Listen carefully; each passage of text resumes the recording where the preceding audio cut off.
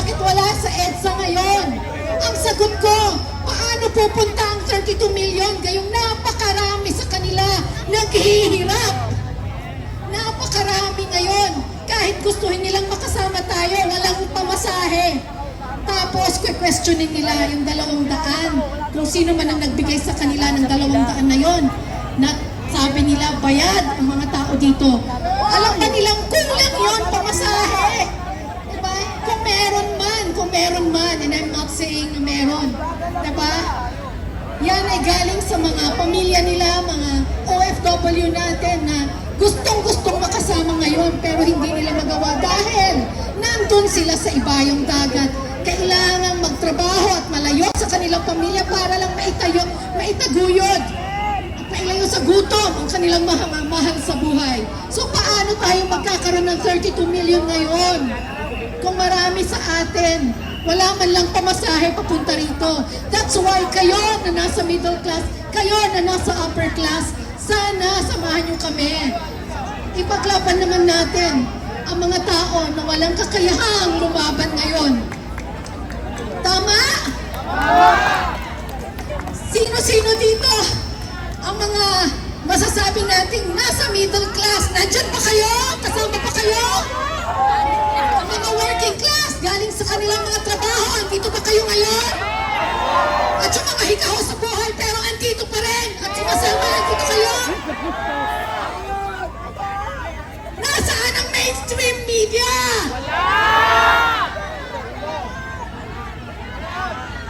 Kung kaya, salamat sa ating mga social media influencer na nandito ngayon. Kahit paano, naririnig tayo ng taong bayan. Dahil sa inyo, nalalaman nila ang nangyayari ngayon sa EDSA at naririnig nila ang ating mga hinaing na ayaw ilabas ng mga mainstream media na karamihan pag-aari na ng mga politiko. Ano pa ang aasahan natin sa kanila? Tayo-tayo na lang. Diba? Tayo-tayo na lang. Kaya huwag kayong bumitaw. Samahan nyo kami. Diba? Salamat sa lahat ng mga kasama ko rito na 4 na gabi ng pabalik-balik. Sino dito yung mga 3, 4 na gabi na pabalik-balik? Nasa kamay! Bukas, nandito tayo ulit! Mas marami! So ano, bakit pa? Maliban sa mga nabanggit kong kadahilanan, bakit wala ang 32 million dito? Kasi nasa Visayas at Mindanao ang karamihan. Sino dito ang mga Visaya at mga taga Mindanao? O, di ba? Yung iba, alam nyo ba na namasahe pa, lumipad pa mula sa Visayas at Mindanao para makasama natin? At yung mga OFW, binigyan pa ng pamasayang kanilang mga kamag-anak para lang makasama natin? At sasabihin nila, bayad? Alam niyo kung sino nagbayad sa kanila? Yung kanilang mga kamag-anak na OFW na gusto nilang makasama dito pero hindi nila magawa dahil ayon, kailangan nilang magbanat ng buto sa ibang bansa para lang kahit paano may maipakain sa pamilya. So mabuhay ang ating mga OFWs! Bigyan natin sila ng masigabong palakpakan! Maraming salamat sa inyo lahat. Karamihan po ng mga tubig at pagkain na nakukuha nyo ngayon ay galing din po sa kanila. Thank you very much sa inyong lahat. Marami pang nais magsalita, so yun na lang po. Isang malakas lang na Duterte!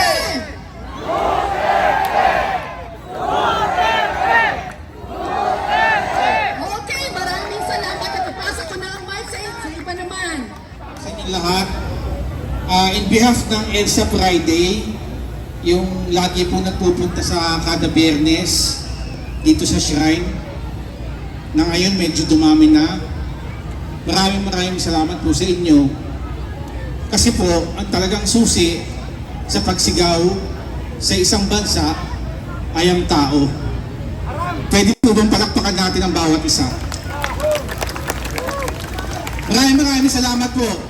Pati po sa mga security guard, sa pagbabantay, taus-puso po kami nagpapasalamat.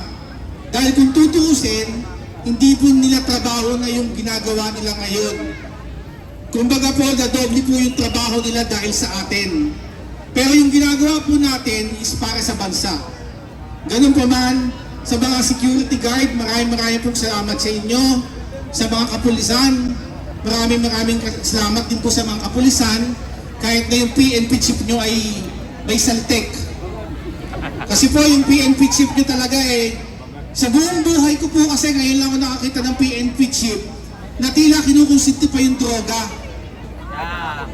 Kinukonsinti na po yung droga na yung droga daw po is pampagising lang. Mali po yung interpretasyon na ganun. Paano po kung mga nanonood ng kabataan? Ako po may mga anak. Sabi ko, kung nanonood yung mga anak ko ng ganyan, baka mamaya iba pa yung isipin nila na ang droga ay pampagising lang. Mr. PNP Chief, ano ka ba? Ang leader natin, bangag na, pati ikaw bangag ka pa din. Sana po hindi po tayo ganito. Ayaw po natin magsalta dito ng hindi maganda, pero po, yun po ang katotohanan. Ang hiling po ng tao is hair follicle test. Minsan hindi po magawa ng leader. Kasi po kung ako isang leader, ang gagawin ko po, hindi po ako magpapaka-pride. Challenge ako ng taong bayan. And sige na nga, magpapadrug test na ako. Para pag totoo yung sinasabi nila, tapos ang usapan. Pag ini-interview po siya ng media, nginingitian lang niya. Tama po ba yun? Ngiti ang sagot? Ako po tapos na sa ganito Noong sa panahon po ni Duterte, tumulong po ako sa kampanya. Ayaw na po sana namin magsalita. Pero po dahil po sa tao naghihirap, pag-upo pa lang po ni BBM, bumulusok ang sibuyas. Meron po bang nanagot doon sa sibuyas na yon? Naging ginto? Wala. Nagpangako po siya. Nagsabi po siya ng SONA, 5,500 blood control. After ilang days, bumaha. Ang sinabi niya, nabangga ng barko. Saan ba kayo nakakita ng leader na ganyan? Lahat na lang meron siyang dahilan. Libo-libong flood control na banggalan ng barko kaya bumaha. Ginagawa po tayong tanga. Ngayon, kung maniniwala ka doon, talagang napakaliit ng utak natin. Tayo po ay binigyan ng Diyos para mag-isip ng tama at mali. Pero kung ang inupo nating leader para gabayan tayo, pero ang ginagawa po kasi dungalingan, mag-isip-isip naman po tayo. Pag-upo pa lang po ng presidenteng yan, sa mga po tumataya ng loto, alam po mga aming tumataya sa inyo ng loto. Napansin niyo po ba pag-upo pa lang, linggo-linggo, 3, 4 ang nananalo sa loto? Ngayon na po sa history na yon. Kung ako sa inyo, sa mga kasama natin dyan na nasa lalaylayan ng lipunan, nagmamakaaraw ako sa inyo, huwag na kayong tataya ng loto. Pinapayaman nyo lang po yung mga politikong nasa likod dito. Kawawa lang po yung taong bayan Ako po'y maawain sa mga mahihirap kasi pag yung sidecar driver sa amin, hihinto pa para tumayalan ng loto.